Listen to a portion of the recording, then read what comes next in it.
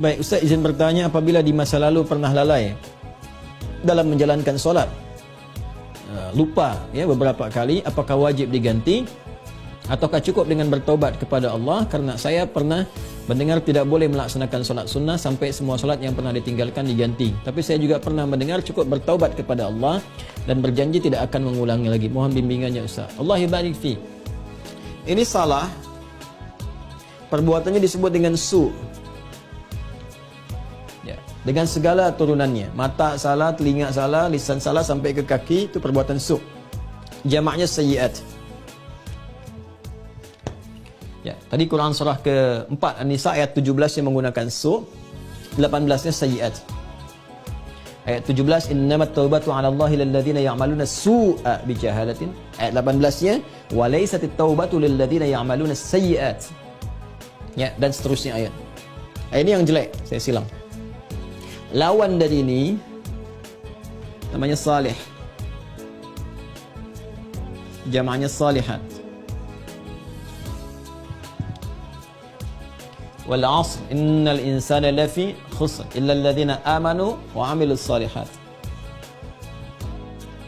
Ya, man amana wa 'amila amalan salihah. Ini tunggal, ini bentuk jamaknya. Taubat adalah jembatan yang mengalihkan perbuatan buruk ini kepada amal saleh ke sini. Tadi diawali dengan mengakui, ya Allah salah nih. Nah, biasanya Allah bantu dengan hidayah, ada pengakuan itu. Ya, ada pengakuan dalam diri kita, mengakui kita berdosa, mengakui kita keliru, kan? Diberi jalan oleh Allah, diberikan sentuhan. Nah, ini anugerah yang pertama nih. Karena itu kalau ada diberikan ini, tadi saya katakan itu sepertiga dari anugerah. Sambut dengan penyesalan, menyesali. Menyesal ini tak hanya mengatakan, kita katakan saya menyesal ya Allah, tak. Sampai merasakan di hati itu kelapangan. Itu yang disebut nasuha. Taubat nasuha, taubat yang melapangkan kepada jiwa, kepada hati. Ya, sampai merasa tenang, enak, kan? Mampu membezakan antara ini keliru, ini benar, kan? Kita menyesal, air mata keluar. Makanya Nabi pernah menyampaikan dalam kondisi seseorang itu, Masya Allah, kan? Dia dalam keadaan sunyi, sendiri, lalu menetes air matanya karena merasa berdosa. Ya, menyesal dia, menetes air mata dalam kesendirian karena merasakan penyesalan dari dosa. Seketika Allah turunkan ampunan untuknya. Ya, itu banyak riwayat-riwayat yang sahih. Yang ketiga, membuktikan keberhasilan dari taubat ini dengan merubah ini yang su, yang sayyiat jadi saleh, salihat. Mengganti perbuatan buruk yang salah itu dengan amal yang saleh. Apa kaitan dengan pertanyaan tadi dari saudari kita yang dari Australia tadi? Ya, kaitannya adalah ini bentuknya seperti apa? Apakah harus sama dengan jenis kesalahan yang dilakukan atau berbeda? Yang penting amal soleh saja. Karena ayat-ayat Quran yang mengiringi ini sifatnya memberikan kata umum. Ya, faman taba wa aslaha. Siapa yang tobat wa aslaha. Kemudian dia memperbaiki diri. Aslaha itu kan berubah menjadi soleh. Aslaha yuslihu. Aslaha. Itu banyak ayat di Al-Quran tuh. Man taba wa aslaha. Taba wa aslaha. Dia tobat lalu dia buktikan ingin berubah jadi soleh. Memperbaiki diri.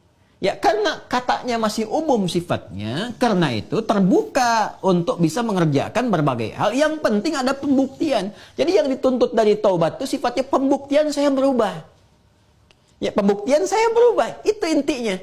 Ya, jadi ketika sampai di level kedua ini pun ampunan turun. Tapi untuk membuktikan bahwa kita sudah meraih ampunan itu, kita buktikan dengan merubah diri. Berubah dari sini, bertransformasi, berpindah ke sini. Bagaimana caranya? Buktikan. Disinilah kemudian para ulama membimbing kita.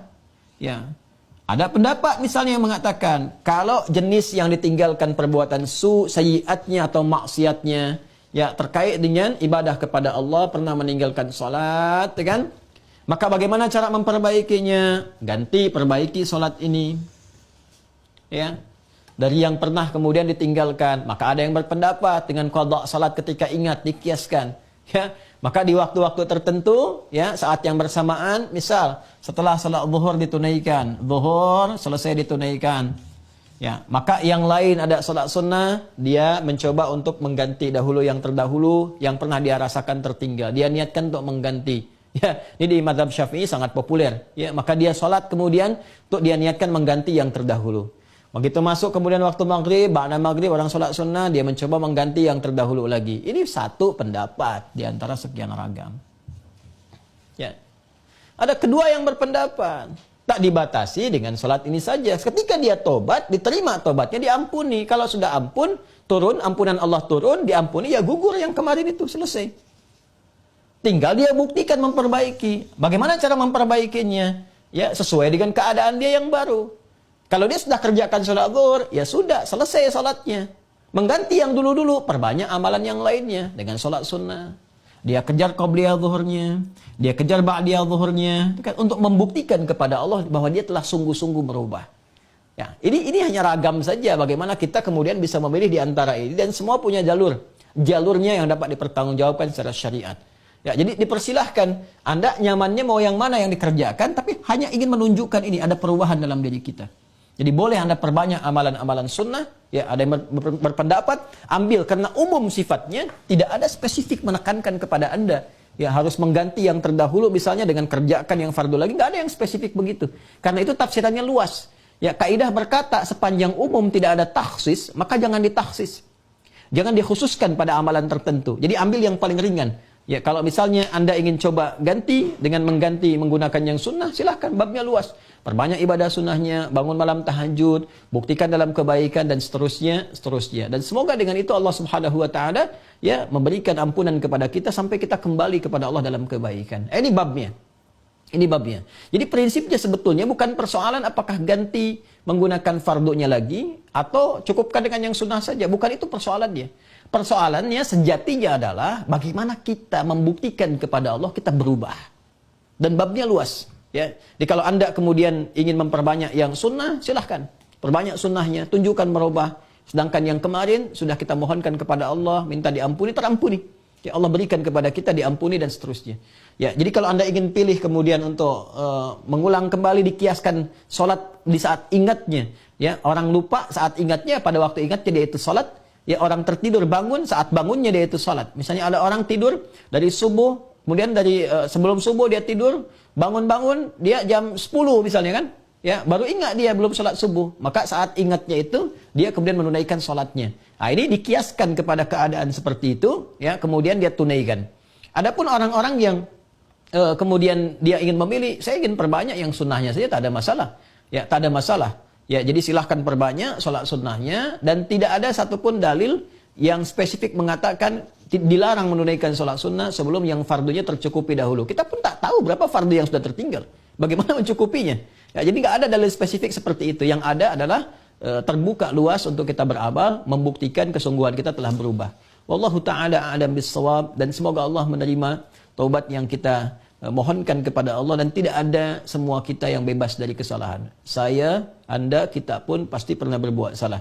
Dan Allah sangat mencintai pelaku maksiat yang bertobat dibandingkan dengan seorang yang saleh yang tidak pernah merasa salah dalam kehidupannya. Wallahu ta'ala a'lam bis-shawab.